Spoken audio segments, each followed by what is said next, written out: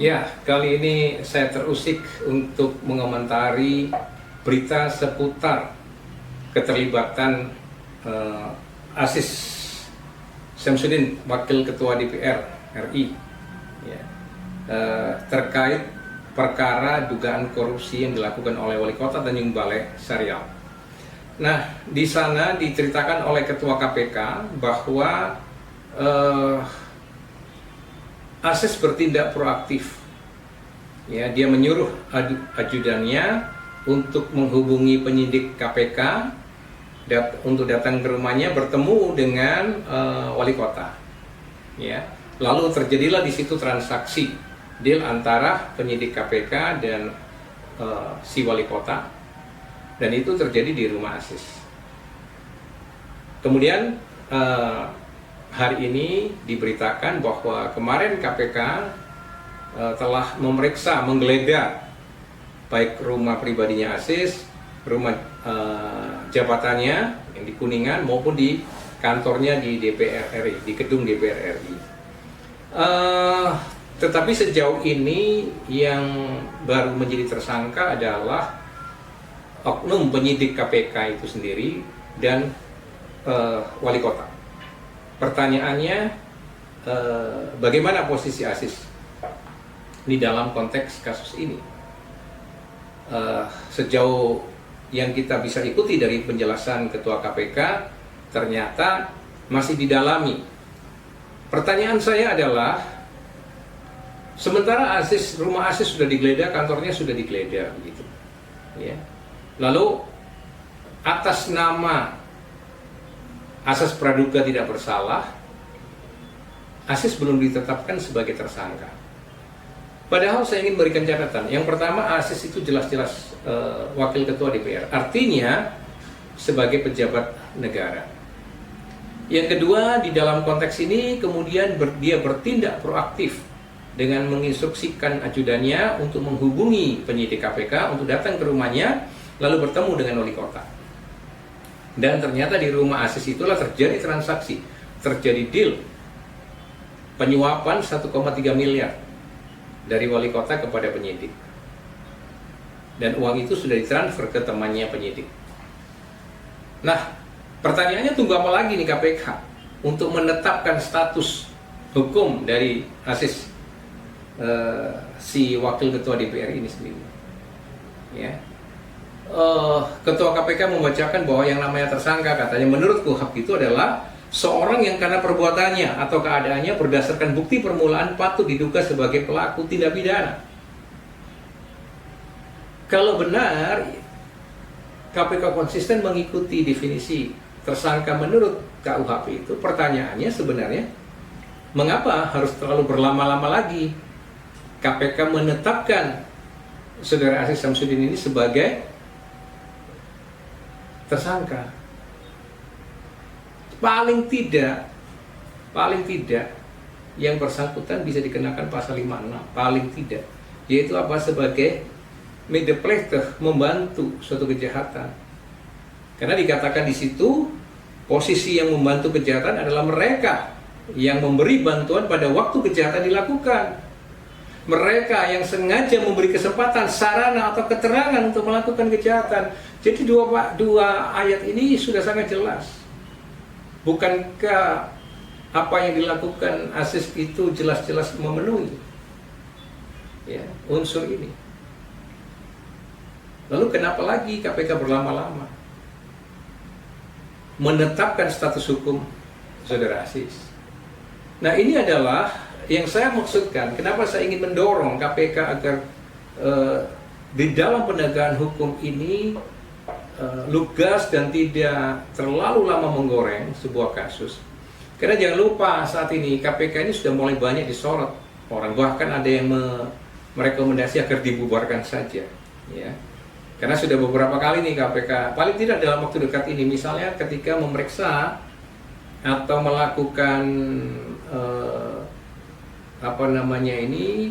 pemeriksaan barang bukti di PT John Lynn itu di Kalimantan Selatan, katanya kebocoran sehingga seluruh barang buktinya hilang, nggak didapat di sana. Nah, sekarang ada oknum penyidiknya sendiri yang terlibat kasus suap menyuap yang sudah sangat jelas itu. Dan itu diperantarai oleh Aziz Samsudin. Jadi mau apa lagi, menunggu apa lagi? Itu pertanyaannya. Nah, saya melihat ya Aziz ini berarti dia sebagai pejabat negara sudah memainkan peran, tidak kurang tidak lebih sebagai Markus paling tidak, alias maklar kasus. Ini menyangkut kehormatannya sebagai anggota DPR, martabat lembaga DPR, semua dipertaruhkan.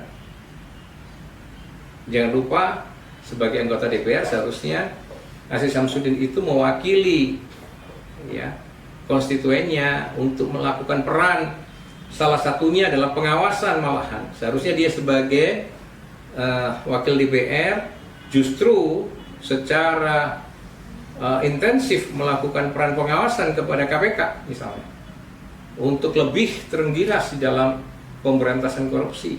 Tapi dia sekarang malah kontraproduktif nih, memainkan peran yang terbalik, menjadi perantara supaya kasus dari wali kota Tanjung Balai ini kalau bisa dieliminir, tidak diteruskan penyidikannya di KPK.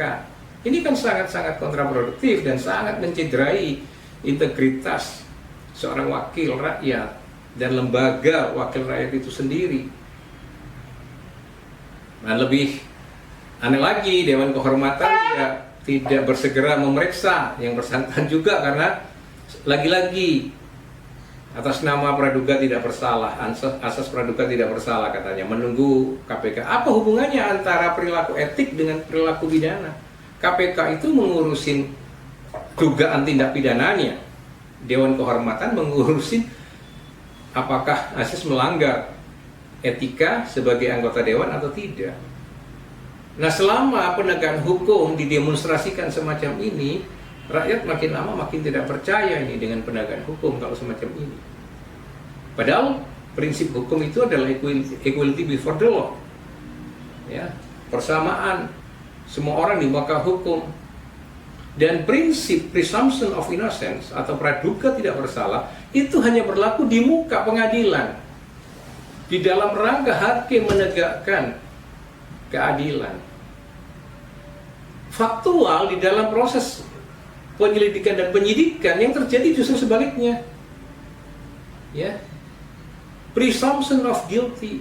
Kalau seandainya penyidik penegak hukum itu tidak menerapkan prinsip praduga bersalah kepada Aziz, untuk apa dia harus digeledah rumahnya, rumah jabatannya, kantornya, dan disita di situ barang bukti.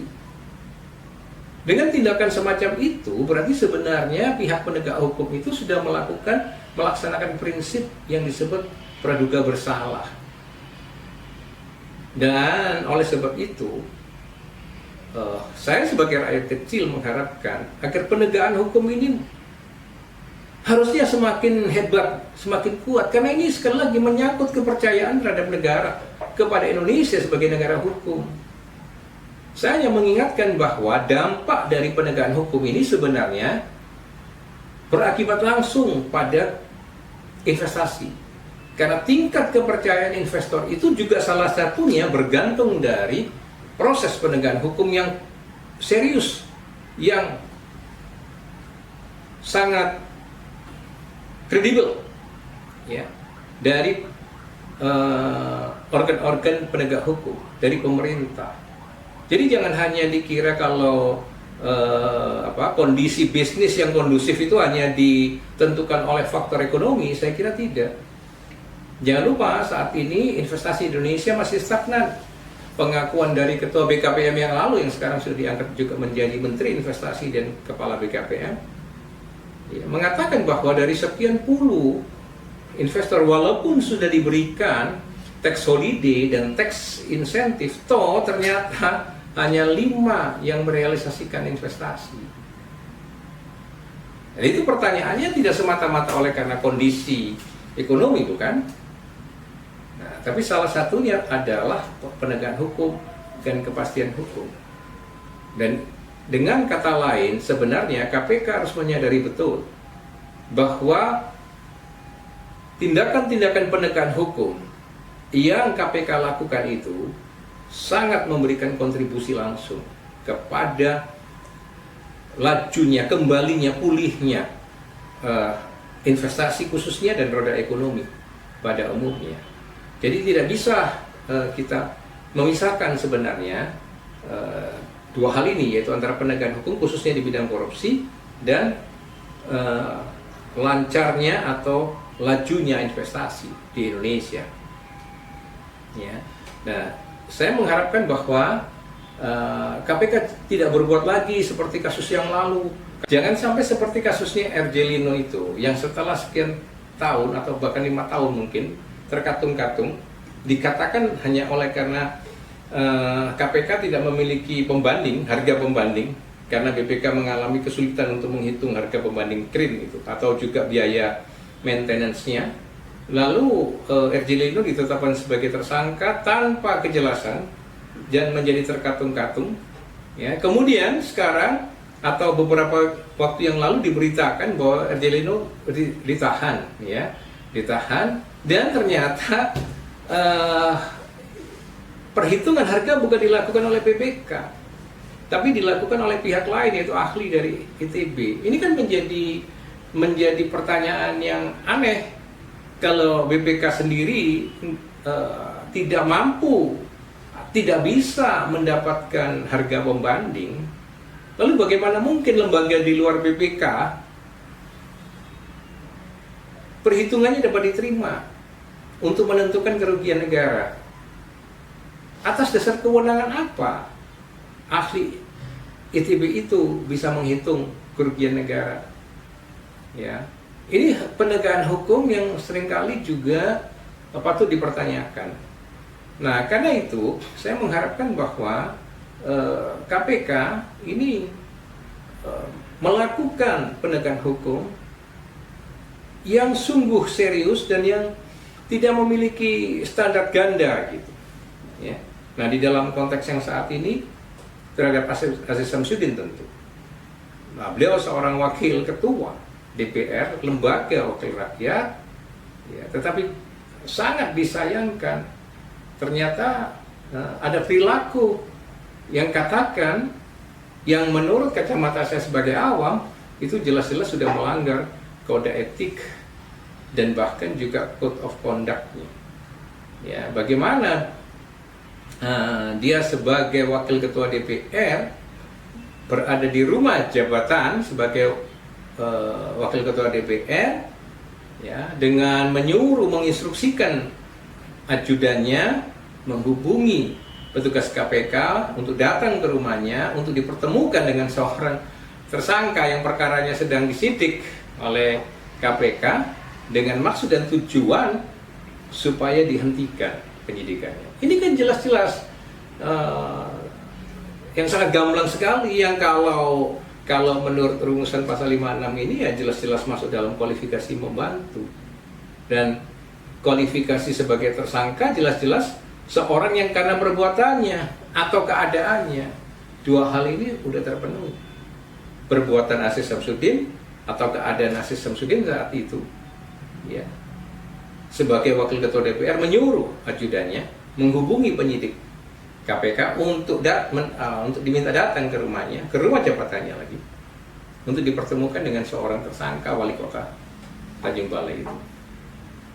Ini saya mengharapkan agar KPK sungguh menyadari suara masyarakat yang mendambakan keadilan dan suara masyarakat yang mendambakan negara ini semakin bersih, ya, dari oknum-oknum pejabat negara yang patut diduga keras telah menyalahgunakan kewenangannya untuk mempengaruhi pihak-pihak yang berkepentingan, pihak-pihak yang berada dalam masalah hukum, ya, dengan cara-cara yang bertentangan dengan hukum. Jelas menurut hemat saya dugaan yang sangat kuat, dugaan yang sangat keras itu patut dialamatkan kepada Aziz Syamsuddin telah melakukan perbuatan melawan hukum secara pidana. Oleh sebab itu kami menghimbau, ya, agar KPK benar-benar menunjukkan tajinya, agar dengan demikian kemerosotan kepercayaan masyarakat ini dapat direm, ya, dapat direm. Karena terus terang satu-satunya lembaga penegakan hukum di bidang korupsi yang masih diharapkan oleh masyarakat, dia adalah hanya KPK. Oleh sebab itu kami berharap bahwa KPK ya tidak mengkhianati rakyat dan tidak mengkhianati rasa keadilan dari masyarakat. Dan demikian pesan saya dan salam sehat.